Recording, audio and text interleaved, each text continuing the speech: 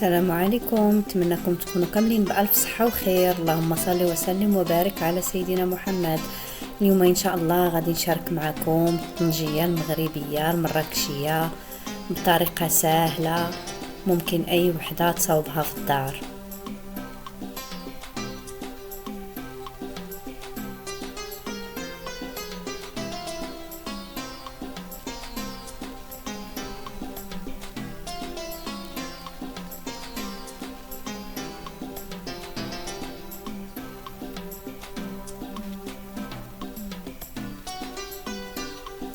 هنا عندي واحد السطلكان ديال الصباغه، هو فاش غادي نشعلوا الفخير والعود.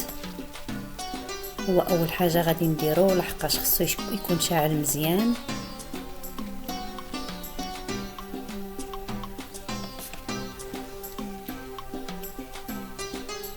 هنا الكمون 2 معالق كبار، كمون حبوب. غادي نحاول نهرسو واحد شويه بالمهراز.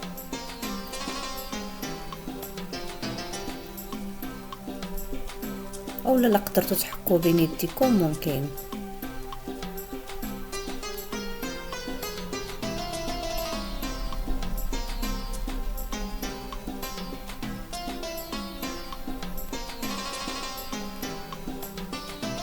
غادي نوجد الزعفران الحر، غادي نديرو في واحد الكاس كبير يكون ديال الماء، هو فاش غادي تطيب هاد الطنجيه، وغادي نخوي عليه الماء طايب.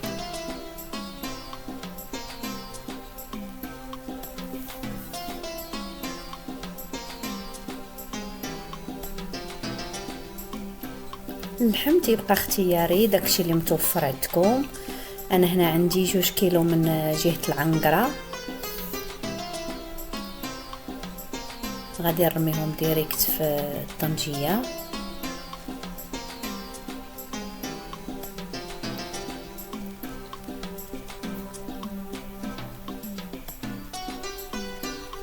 داك 2 معالق ديال الكمون،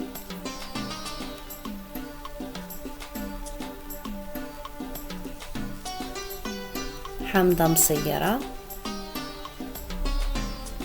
معلقة كبيرة ديال السمن،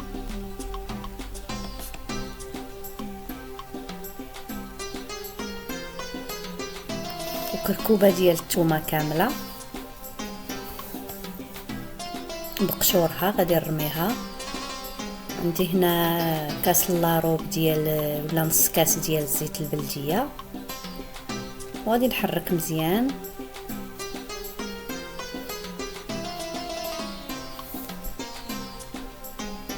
وداك الكاس اللي درت فيه الزعفران هو فاش غادي طيب.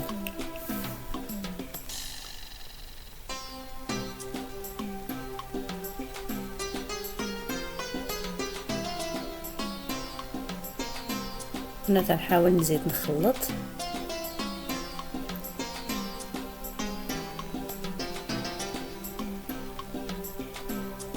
غادي نغطيها بورق الطبخ،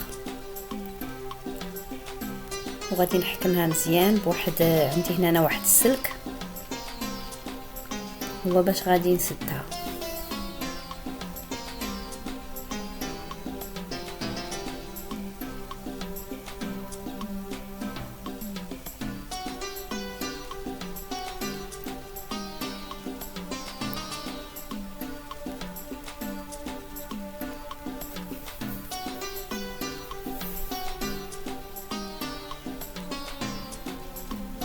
دوك الجوانب ديال ورق الطبخ غادي نقطعهم باش ما تشدش فيهم العافيه.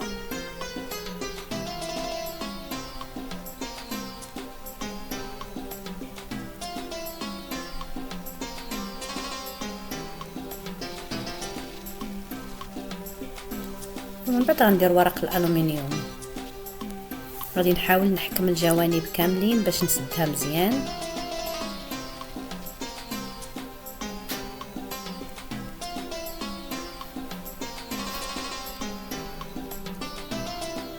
وغادي ندور داك السلك على ورق الالومنيوم.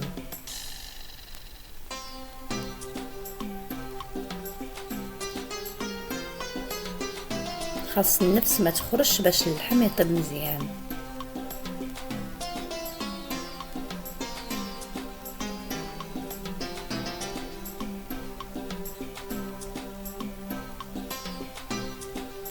هنا الفخر ها هو شعل مزيان.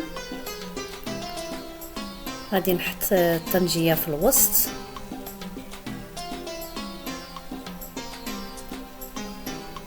ونخليها طيب بخاطرها. مرة غادي نطل، الا كان خاص الفخر غادي نزيدو.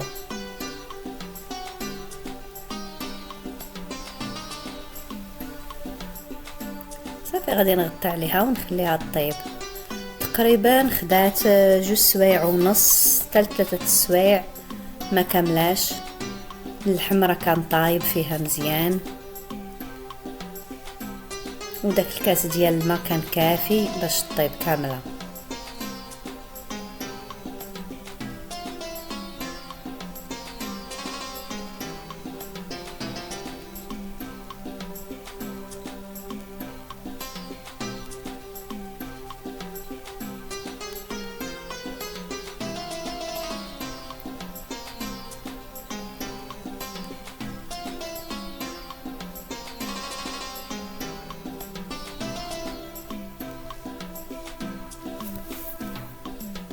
كنتمنى تجربوها لحقاش المذاق راها جات بنينه بزاف،